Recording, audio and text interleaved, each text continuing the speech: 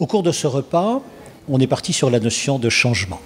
Alors le changement, on a tout d'abord dit que c'est partir d'un point A pour aller vers un point B, ce que l'on a qualifié de vision.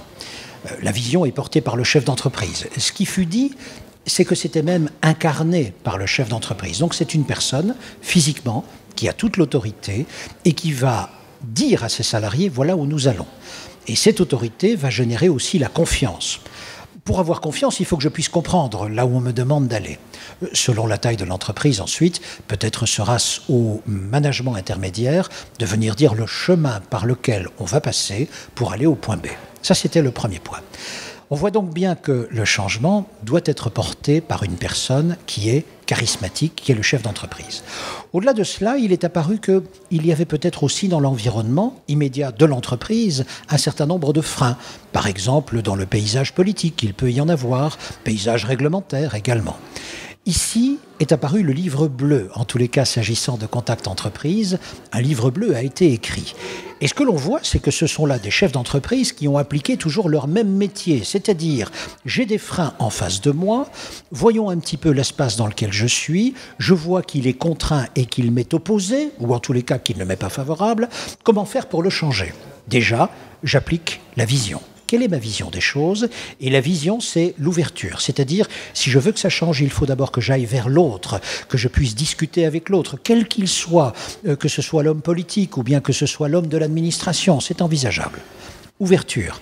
Une fois que j'ai mis en place l'ouverture, quelle est l'application que je vais faire du changement très concrètement? Et c'est ici où le livre bleu dit, écoutez, voici 21 idées très concrètes que l'on peut mettre en application. Et là-dessus, on peut déjà s'engager et on peut commencer à changer le futur. C'est ici où on s'est posé la question, mais où avez-vous été chercher vos idées? Alors une première réponse a été de dire, c'est simple, je les avais déjà en moi, elles portaient un nom, c'était frustration. J'avais 3 frustrations, depuis 20 ans on ne s'occupait pas de la mer, depuis 20 ans on ne s'occupait pas du tourisme, etc. Je voulais donc que l'on travaille sur ces idées-là, et il y a eu effectivement émergence sur les idées de la mer et sur les idées du tourisme, entre autres. Deuxième possibilité, c'était aussi de mettre en commun, de mettre ensemble dans une même pièce des gens qui, venus d'horizons différents et avec des compétences différentes, commencent à partager. Et au moment où elles partagent, eh bien, on ne sait pas trop d'où vient l'idée, mais une idée nouvelle va naître, du mélange. Le métissage, finalement. La troisième possibilité était de partir d'un point excentré pour aller vers un point précis. Et dans le voyage, eh bien, on avait de l'innovation qui naissait. Donc, comment ont-ils fait pour innover sur les 21 idées? Eh bien, ils ont fait, comme tout le monde, par du mélange, par de l'incrémentation, par de la différence. C'est comme cela que la richesse est arrivée.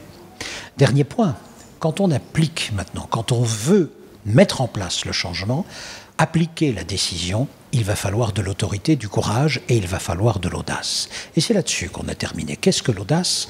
L'audace, c'est finalement le calcul rationnel que le chef d'entreprise fait sur la somme de risques qu'il veut bien prendre pour pouvoir changer la partie du monde dont il a l'objectif. L'audace, vous la retrouvez dans les tontons flingueurs. C'est lorsque vous avez Lino Ventura qui dit les cons, ça ose tout, c'est même à ça qu'on les reconnaît. En fait, qu'est-ce qu'il nous dit en disant ça? C'est en fait qu'un con ne calcule aucun risque. Voilà. Ce n'est pas un chef d'entreprise. Ce type, il fait tout et n'importe quoi, même quand il sait qu'il va se casser la figure. À l'inverse, si vous commencez à prendre des décisions qui n'ont aucun enjeu, c'est-à-dire quelle que soit votre décision, de toute façon, vous réussissez. La belle affaire, où est la part de risque que vous avez prise? Où est le charisme qui est le vôtre? Eh bien, le chef d'entreprise est entre les deux extrêmes. L'audace martiniquaise est là. C'est-à-dire la capacité maintenant à prendre des risques collectifs pour faire avancer un pays. C'est exactement ça qui s'est exprimé. Et je vais terminer par un petit tableau de la Renaissance. C'est un tableau que l'on trouve à la chapelle Neri, c'est dans la basilique San Spirito à Florence. Ce tableau, il raconte ce que la naissance raconte très bien, c'est-à-dire un centre de monde. Vous avez là la Vierge Marie, et puis elle tient l'enfant Dieu. Donc ça vous dit simplement le centre du monde tel qu'on le concevait à l'époque. Et puis quand vous voyez dans le quart supérieur droit du tableau, il y a une arche importante où se dessine l'une des portes de Florence. Et devant cette porte de Florence, vous avez un homme en noir qui tient un cheval par la bride et il embrasse son épouse. C'est le commanditaire du tableau. Et que vous dit Filippino Lippi, qui a peint le tableau? Il dit ceci: tout le commerce ne se fait plus à Florence. Il faut sortir de Florence pour tracer les lignes commerciales, aller à la rencontre de l'autre, prendre le risque de l'altérité, négocier et ramener de la valeur, ramener de la richesse. Autrement dit, ce tableau, il dit l'itinérance d'aujourd'hui. Aujourd'hui, le chef d'entreprise peut rester en Martinique et commencer à se développer, continuer à se développer, mais à quelles conditions? Dialoguer, aller vers l'autre, prendre le risque de l'itinérance, tendre la main, discuter, abattre les frontières qu'il y a dans les têtes. Mais vous avez aussi la frontière qu'il y a dans la géographie. C'est simplement dire nous allons commercer avec la région, nous allons commencer à faire des traités interrégionaux sur lesquels nous allons nous engager. Donc il y a des parties à jouer en Martinique, des parties de renaissance des hommes et de la géographie.